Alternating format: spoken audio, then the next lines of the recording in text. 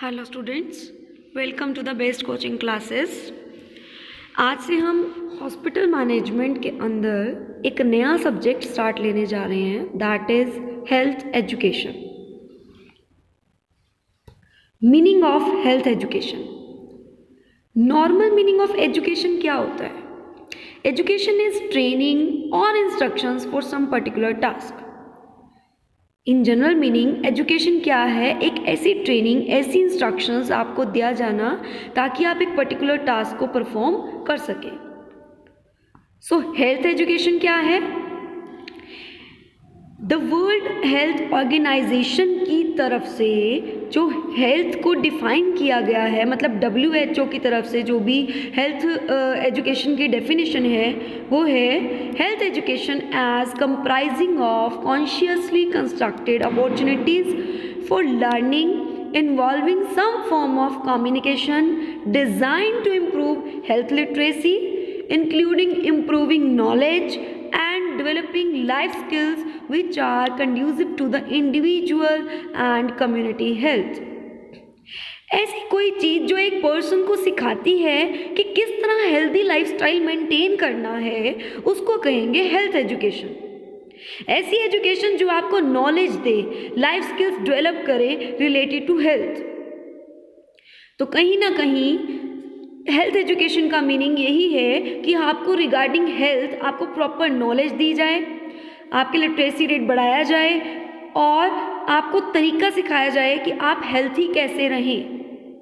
ठीक है, नेक्स्ट चलते हैं कंसेप्ट ऑफ हेल्थ की तरफ। Health is a level of functional efficiency of living beings and a general condition of a person mind, body and spirit. That means it is free from illness, injury and pain। General meaning में healthy person किसे कहेंगे? जिसे कोई भी disease नहीं है, ठीक है, जिसका माइंड साउंड है, वही पर्सन हेल्दी है। तो हेल्थ का मीनिंग यानी कि हेल्थ का कंसेप्ट क्या कहता है कि हेल्थ वो है जिसमें एक पर्सन किसी भी डिसीज का शिकार नहीं है, उसकी बॉडी और माइंड जो है वो प्रॉपरली साउंड है और वो उसकी अपनी बॉडी से जितने मर्जी फंक्शंस को परफॉर्म इजीली कर सकता है, तो हम कहेंगे कि वो पर्सन हेल्दी है। अगर एक पर्सन के बॉडी में किसी भी पार्ट में पेन हो रहा है तो ऑब्वियस ही बात है वो पर्टिकुलर पार्ट जो है आपकी बॉडी में, जो भी पर्टिकुलर पार्ट में पेन है, तो वो अच्छी तरह से फंक्शन नहीं कर पाएगा, तो वो कोई ना कोई डिसीज का शिकार होगा। ठीक है, तो उसे हम हेल्दी नहीं कहेंगे। प्रॉपर हेल्दी पर्सन मीन्स जो माइंड से भी साउंड हो, बॉडीली भी साउंड हो, मतलब फिजिकल, मेंटल, सोशल हर तरह से वो साउंड हो। ठीक है, तो हम कहेंगे कि वो पर्सन क्या है? हेल्थी है। सो हेल्थ का कंसेप्ट यही है कि एक पर्सन जो फ्री फ्रॉम डिसीजेज है, माइंड साउंड है, बॉडी साउंड है और इजीली उसकी बॉडी जो है कोई भी फंक्शंस को परफॉर्म कर पा रही है। Next definition of health. Health is a state of complete, अभी मैंने आपको ये सारे डिस्कस किया कि फिजिकली, मेंटली, सोशली आप वेल बीइंग है, मतलब ये सारे फैक्टर्स ऐसे हैं जो आपकी बॉडी को इफेक्ट डालते हैं। अगर आप फिजिकली फिट नहीं है तो ऑब्वियस ही बात है आप मेंटली कुछ भी प्रॉब्लम को सॉल्व नहीं कर पाएंगे। लाइक आपको मैथ्स की प्रॉब्लम्स दे दी जाएं और आप फिजिकली फिट नहीं है, आपको बुखार हो रहा है, कुछ हो रहा है, आपका मन नहीं करेगा कि आप उसको सॉल्व कर लें, तो मेंटली भी डिस्टर्ब रहेंगे। और अगर आप मेंटली डिस्टर्ब्ड हैं तो फिजिकली आपकी बॉडी पर इफेक्ट पड़ेगा ही पड़ेगा। तो एक तरह से कहा जा सकता है ये सारे एस्पेक्ट्स हैं जिससे आपकी बॉडी अफेक्ट होती है। Next aspects of health. Physical health, mental health, social health और स्पिरिचुअल हेल्थ, इसमें इमोशनल हेल्थ भी आ सकता है। ये सभी हेल्थ पर इफेक्ट डालते हैं। अगर एक पर्सन फिजिकली फिट नहीं होगा तो वो मेंटली भी डिस्टर्ब रहेगा। ठीक है, अगर सोसाइटी में उसके साथ कुछ ऐसा हुआ जो उसे मतलब एक अलग फील करवाएगा तो अल्टीमेटली उसके मेंटली सिचुएशन पे भी इफेक्ट पड़ेगा, माइंड पे भी इफेक्ट पड़ेगा। ठीक है, तो ये सब एस्पेक्ट्स एक दूसरे से जुड़े होते हैं। अगर कोई एक एस्पेक्ट भी आपका डिस्टर्ब है तो ऑब्वियसली आपके अदर सारे जो जितने भी एस्पेक्ट्स हैं उस पर इफेक्ट ज़रूर पड़ता है। ठीक है, ये सब एरियाज एक दूसरे से जुड़े हुए हैं, हम किसी भी एरिया को इसमें नेग्लेक्ट नहीं कर सकते। Next concept of disease. An abnormal condition in which body health is impaired, a departure from state of health, an alteration of human body function and interrupting the performance of vital function. तो normally disease means हम normal general term में ले लेते हैं कि कोई बीमारी, तो disease means deviation from normal functioning, मतलब एक बॉडी नॉर्मल फंक्शन नहीं करती किसी भी पार्ट को लेकर, तो हम कह देते हैं इसे कोई ना कोई क्या है, डिसीज है।